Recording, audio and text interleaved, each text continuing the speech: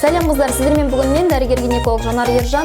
Бұл видеода қыздар біз әйел адамның бала көтермеуінің себептері туралы айтатын боламыз. Егер де сізге қызық болса, видеоны соңына дейін көріп шығыңыз.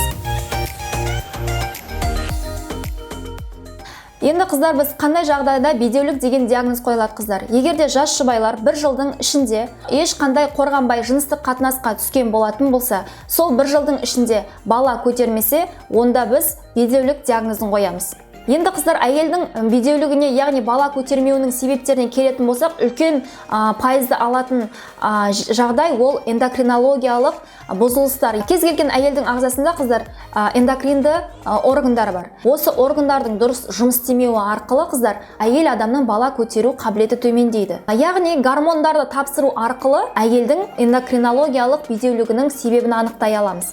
Мысалы, егер де сізде сондай проблема болатын болса, қыздар, ол қалай көрінеді, сіз қалай анықтай аласыз? Ол әйел адамның овуляциясының болмауы. Ал етеккір цикл деп біз нені айтамыз, қыздар? Егер де етеккіріңіздің келген күннің бірінші күннен келесі келген етеккіріңіздің бірінші күніне дейін біз етеккір цикл, яғни менструальный цикл деп атаймыз.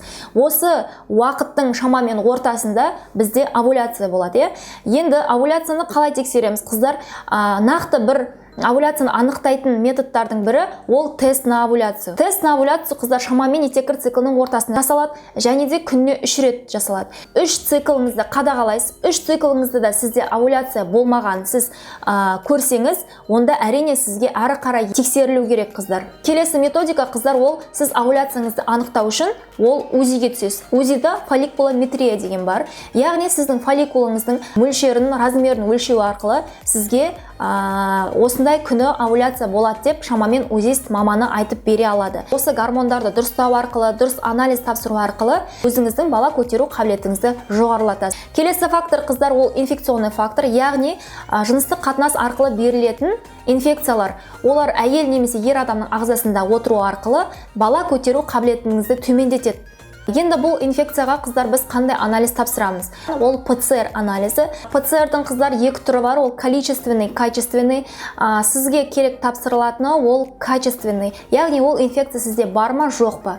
Егер де сізде сондай бір анализдердің бірі оң болып шығатын болса, сіз міндетті түрде ем аласыз, сіз және де сіздің жолдасыңыз қыздар. Өйткені инфекцияға емделген кезде міндетті түрде жыныстық партнер емделеді. Бұл егер де мысалы сіз ем алып жолдасыңыз емделмеген болатын болса, онда сіздің алған еміңіздің ешқандай эффекті болмайды. Келесі факторлардың бірі қыздар, ол трубно-перитониальный фактор деп аталады. Яғни ол сіздің жатыр түтікшелеріңіздің өткізу қабілетінің төмендеуі.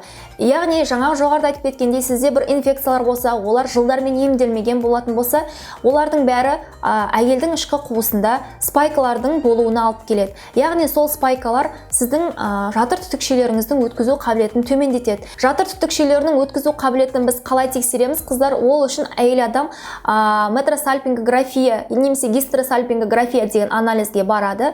Ол кезде жатырдың ішіне контраст деген сұйықтық құйылып, сол рентгеннен қаралып отырады. Яғни ол сұйықтық жатыр түтікшелерінен шықты ма немесе шықпады ма.